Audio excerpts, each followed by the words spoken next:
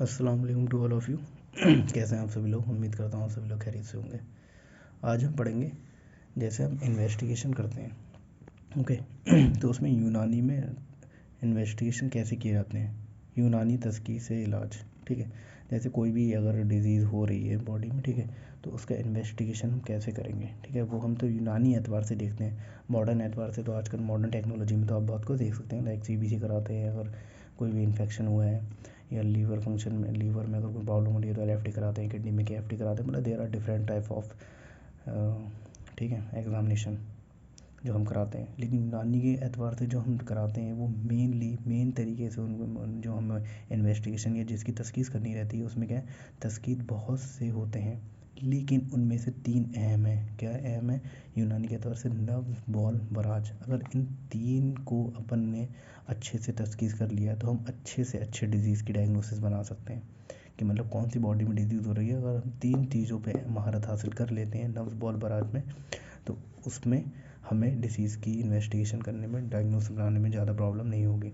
ठीक है, कोई भी डिजीज़ होती है तो उसमें क्या होता है, सिम्टम रहते हैं। क्या सिम्टम आ रहे हैं, अलामात रहते हैं, क्या हिस्ट्री है, क्या रूदार मिल रही है, क्या इन्वेस्टिगेशन तफ्तीशात कराते हैं। ठीक है, ये 3 का ट्रायंगल होता है। इन 3 को हम ज़्यादा ध्यान से देखते हैं। ठीक है, इम्तिहान क्या करते हैं, इन्फेक्शन करते हैं, परकशन करते हैं, पाल्पेशन करते हैं और ऑस्कल्टेशन करते हैं। ठीक है, और फिर हम देखते हैं यूनानी तरीका तखसीस। तिब यूनानी में वो तरीके जिनके ज़रिए मर्ज की तशख़ीस में आसानी होती है उनको यूनानी में यूनानी तरीका तशख़ीस के नाम से जाना जाता है। सिंपल सी बात है, यूनानी में जो तशख़ीस किए जाते हैं तो उन्हें यूनानी तशख़ीस के नाम से जाना जाएगा, जाहिर सी बात है। तिब यूनानी में मर्ज की तशख़ीस बनाने के लिए बहुत से तरीक़ों का इस्तेमाल किया जाता है, जिनमें 3 बहुत अहम हैं। इनमें नब्ज़, बॉल, बराज है। ओके, नब्ज़ क्या है? पल्स। अगर हम इसके लघवी मायने देखें, लफ्ज़ के जो नब्ज़ के लघवी मायने हैं वो किसके हैं, रग की तड़पन के हैं। लेकिन इस्तिलाही माने देखेंगे या इस्तिलाही तारीफ़ देखेंगे तो शराइन की हरकत। हम नॉर्मली क्या बोलते हैं, हमारी रग क्या हो रही है, तड़प रही है, तो हम इससे लघवी मायने हो गए नफ्स के। लेकिन अगर इस्तिलाही, अगर हम मेडिकल टर्म में बात करें, यूनानी तिब के एतबार से बात करें तो क्या कहेंगे, शराइन की हरकत। ओके, फिर आते हैं हम, पल्स क्या होती है। नॉर्मली अगर मॉडर्न एतबार से देखें तो उसमें वेव देखते हैं, हम रेट देखते हैं, रिदम देखते हैं, फोर्स देखते हैं, एबनॉर्मलिटीज़ देखते हैं, साइड देखते हैं, carotid, femoral, radial, most common side जो होती हैं। ठीक है, तो नब्ज़ शराइन की हरकत का नाम है। नब्ज़ क्या है, हमने तिब्बी इस्तिलाह में बात क्या करी, शराइन की हरकत को क्या कहते हैं, नब्ज़। लेकिन लघवी मायने क्या है, रग की तड़पन के। ओया रू, ओया मतलब क्या बोलते हैं, कैविटी के बर्तन को बोलते हैं। रू क्या है, एक ऐसे रूम है, अभी डेफिनेशन आप पढ़ेंगे तो क्लियर हो जाएगा ओया रू से मुराद क्या है। ओया रू में 2 चीज़ें आती हैं, कल्ब और श्राइन। जो श्राइन की हरकत होती है वो क्या होती है, 2 तरीके की होती है। एक तो कॉन्टैक्ट करेगी, एक रिलैक्स करेगी। तो कॉन्ट्रैक्शन को वाली को क्या कहते हैं, इनकवास। कब्ज़ आप जानते हो, कब्ज़ मतलब क्या होता है, कॉन्स्टिपेशन। कॉन्स्टिपेशन से क्या रिलेटेड है, मतलब उसमें क्या होता है, नैरो हो जाता है। ठीक है, तो उसी से इनकवास और इनसात से मरकब होती है क्या, नब्ज़, श्राइन की हरकत जो होती है। ठीक है, नब्ज़ अरबी ज़बान का लफ्ज़ है जिसके मायने रग की तड़पन के होते हैं, लघवी मायने। ठीक है, नब्ज़ को हिंदी ज़बान में नाड़ी के नाम से जाना जाता है और अंग्रेजी पल्स के नाम से जाना जाता है। ओके, नब्ज़ की तारीफ़ क्या, अल्लामा नफीस ने, अल्लामा नफीस के मुताबिक नब्ज़ शराइन की हरकत वज़ैया का नाम है जो कब्ज़ और वस्त मतलब इनकबात और इनवसात से मुरक्कब होती है, और ये हरकत तरबीह के लिए होती है।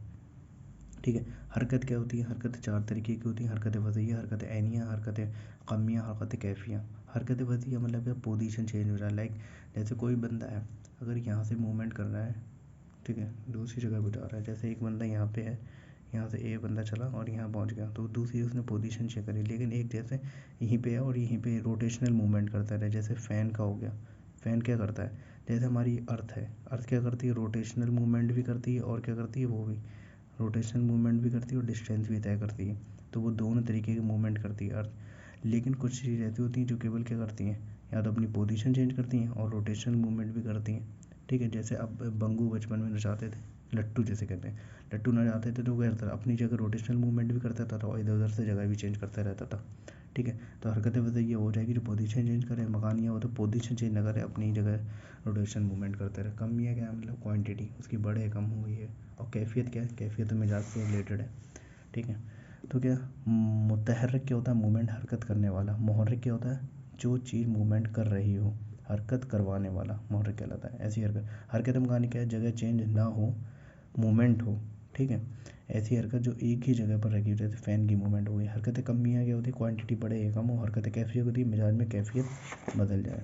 ओके, फिर उसके बाद पढ़ते हैं शराइन ताबे है कल्ब की। जो नफ्स की हरकत है वो शराइन की हरकत, शराइन की जो हरकत होती है कल्ब की हरकत के ताबे होती है। यानी जब कल्ब में इनकवाज होता है तो शराइन में इनबसात होता है। मतलब जब हार्ट क्या करेगा, कॉन्ट्रैक्शन करेगा तो हमारी जो वेसल्स है वो रिलैक्स करेगी, और जब हमारा हार्ट रिलैक्स करेगा तो हमारी मसल वो वेन वो क्या करेगी, शराइन क्या करेगी, कॉन्ट्रैक्शन करेगी।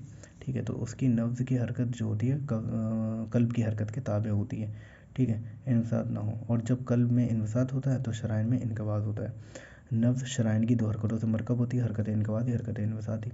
रूह हैवानी बदन के तमाम आज़ा तक पहुँच जाती है। वात अतिब्बा के मुताबिक इस इनकवास और इनवसात का मकसद तमाम आज़ा तक नसीम को पहुँचाना और बुखारात दुखानिया को अज्जा निकालना होता है। मतलब ये कहना है, रूह जो होती है ना, रूह हैवानी होती है, तमाम आज़ा तक पहुँच जाती है। जैसे कि ऑक्सीजन मेन क्या मकसद होता है हमारी बॉडी को, जैसे माइटोकॉन्ड्रिया है, माइटोकॉन्ड्रिया में क्या होता है, मतलब power house of the cells बोलते हैं माइटोकॉन्ड्रिया को। Power house of the cells क्या होता है, वो एनर्जी जनरेट करता है। एनर्जी जनरेट करता है, उसमें साइकिल जो चलेगी, उसमें ऑक्सीजन की नीड होगी। ऑक्सीजन की नीड होगी तो ऑक्सीजन किसके थ्रू जाएगी, ब्लड के थ्रू जाएगी। ब्लड के थ्रू किसके द्वारा जाएगी, जो हमारे उसमें आरबीसी है। ठीक है, अब हम आरबीसी एनवायरनमेंट से हमने ऑक्सीजन ले ली तो वो आरबीसी के थ्रू जा रही है तो, लेकिन जब पल्स हमारी इनके साथ होगा, जब हमारा जो हार्ट होता है वो कॉन्ट्रैक्शन करता है, रिलैक्सेशन करता है, कॉन्ट्रैक्शन करता है, रिलैक्सेशन करता है, तभी तो हमारा सर्कुलेटरी सिस्टम में ब्लड फ्लो होता है। ब्लड फ्लो होता है तभी हर जगह ब्लड जाता है, और ब्लड जाता है तो उसमें आरबीसी होंगे तो आरबीसी के ऊपर ऑक्सीजन बैठा होगा तो उसे ऑक्सीजन मिल जाएगी। सही है, तो रूह हैवानी बदन के तमाम आज़ा तक पहुँच जाती है। वात अतब्बा के मुताबिक इस इनकवास का मकसद तमाम आज़ा तक नसीम, मतलब बोले तो ऑक्सीजन, नसीम बोले तो ऑक्सीजन को पहुंचाना होता है, और बुखारत दुखाने CO2 को निकालना होता है। CO2 लेके मतलब आरबीसी जाती है, ऑक्सीजन को छोड़ देती है वहाँ पे, और CO2 को लेके आ जाती है। बॉडी में ऑक्सीजन तब बढ़ती है जब हार्ट में रिलैक्सेशन होता है। जब हार्ट में रिलैक्स हो जाएगी तो क्या है, मतलब वो मतलब बॉडी में ऑक्सीजन पहुंचा चुका है, तभी तो रिलैक्स किया। जैसे वो कॉन्ट्रैक्शन करता है तो वो हार्ट को, बॉडी को ऑक्सीजन पहुंचा चुका है। तो जब बॉडी हार्ट रिलैक्स करता है तो उस समय क्या होती है, बॉडी में सबसे ज़्यादा ऑक्सीजन होती है। ड्यूरिंग CO2 कंसनट्रेशन बढ़ेगी तो क्या होगा, कॉन्ट्रैक्शन होगा। ठीक है, अब कहते हैं अगर हरकत इनवसाती की ज़्यादती हो तो ये इस बात की दलील समझी जाती है कि जिस्म को नसीम की ज़रूरत है। अगर हरकत इनवसात मतलब रिलैक्सेशन की ज़्यादती हो रही है तो नसीम की ज़्यादा ज़रूरत है, ऑक्सीजन की। और अगर हरकत इनकवादी कॉन्ट्रैक्शन ज़्यादा होता है तो जिसमें बुखारात दुखानिया की ज़्यादती समझी जाती है। शेख के मुताबिक नब्ज़ की तारीफ़ है। नब्ज़ और यह रूह की हरकत का नाम है जो इनकवाद और इनसात से मरकब होती है, और इसी हरकत का मकसद नसीम के ज़रिए रूह की तादील करना होता है। रूह बोले तो जैसे एक हार्ट बीट हम नॉर्मल मॉडर्न एतबार से देखते हैं, सिस्टोलिक और डायस्टोलिक दो चीज़ देख लेते हैं, सिस्टोल होता है, डायस्टोल होता है। लेकिन ये नब्ज़ का एक नब्ज़ा चार, मतलब नब्ज़ का एक नब्ज़ा चार अज्जा से मिलकर बना होता है। नब्ज़ का जो एक नब्ज़ा जो होता है वो चार अज्जा से मिलकर होता है। पहले क्या होती है, हरकतें इनकवाज़ी होती है, इनकवाज़ी मतलब कॉन्ट्रैक्शन हुआ, इसके बाद थोड़ा सुकून होगा। उसके बाद क्या होती है, हरकतें इनबसाती होती है, रिलेक्शन, उसके बाद भी सुकून होता है। वाद तब्बा को कहना है कि हर हरकत के बाद क्या होती है, हमारी जो रूह मतलब बॉडी वो नब्ज़ होती है सुकून आराम करती है।